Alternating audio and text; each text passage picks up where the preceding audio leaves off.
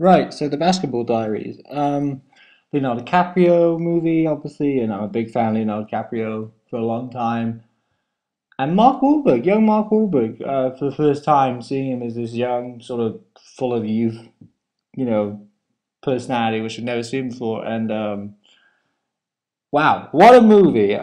Really, really like it. I can't understand how it's such a great movie, and Paris, Texas is such a boring and underwhelming movie. But forget about Paris, Texas. 30 years old, stupid, boring, annoying, nothing going on. Basketball Diaries completely the opposite. Really good movie. I really enjoyed it, and I think Leonardo DiCaprio just plays all these characters to his stride. He is amazing, and I think the supporting cast are amazing. I think the story and the way the movie's put together, you really feel a sense that there's something underneath the skin of what he's going through, because obviously he's having problems with drugs and stuff and all those kinds of things. And I think also that picking a director who don't really know their work um, dealt with this movie really well. I mean, I've never seen any of this guy's work, but it's really terrific. And I think the reason why it's terrific is you collaborate with someone like Leonardo DiCaprio, who knows exactly what he's doing all the time. And I've been quite surprised by how much stuff is in this movie. You got sex, violence, drugs. I mean, it's all there, you know.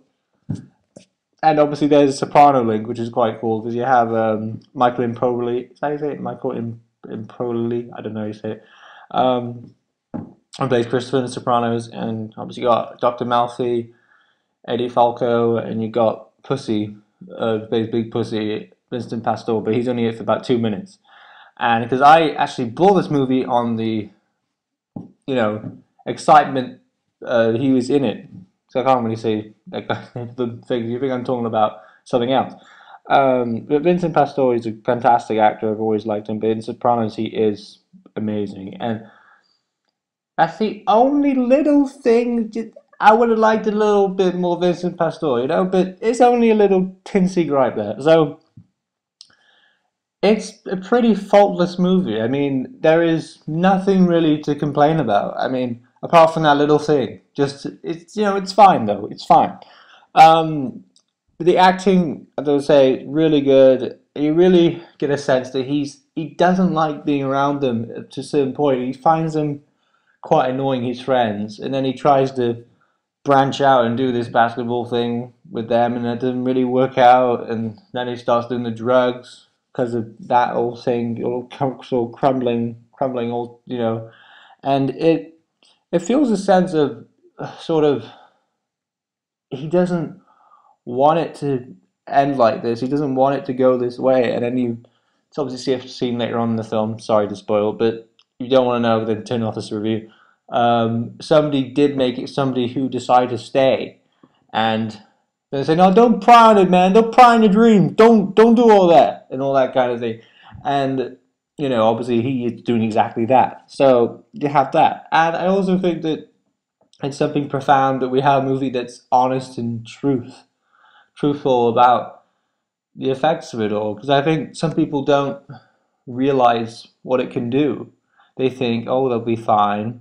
And then you see the craving side of it, the craving that he wants it so much. And I think there's especially one scene, he wants it so much, but for addicts, it's actually worse that they don't have it because it makes them almost die inside and just start like drooling and things that happen to their body. And obviously, you probably have that motif with Candy, with the Heath Ledger movie. Because obviously they were they're druggies, two characters, and then they didn't do it for 4 days, and then completely just, yeah, go crazy. What I think is the interesting point of this movie is that you have the mother-son relationship, which he seems to really abuse up to a certain point where he starts swearing and being really mean and horrible. But I think it's the point where he's so mean and horrible, but he doesn't realize it because he's high on drugs. And I think because he's out of his home world, that if he wasn't like that, he would realize what he's doing, but he doesn't. And there's like also another bit where like a friend of his is like, oh, and all this, and you're doing drugs, and then he's actually really mean to his friend, and he's like, oh my God, Leonardo DiCaprio's being really mean, and like his friend doesn't like it at all, and there's like a sort of unease in the air sort of there, and then he's trying to make him better, trying to make things better for him, and have something more that he doesn't have. But yeah, really great movie. I mean, from the get go, I thought, wow, this is something. It is really, really terrific. And I saw the reviews, but I think you have to experience something to know how good it is. And I'm sorry, with Paris, Texas.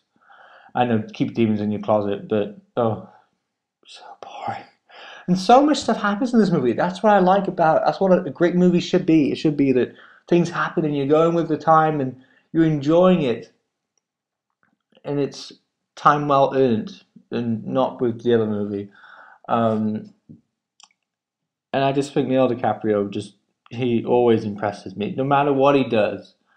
And I'd actually like to see some more of his movies, some that I probably haven't seen or haven't even got around to chance of seeing at all.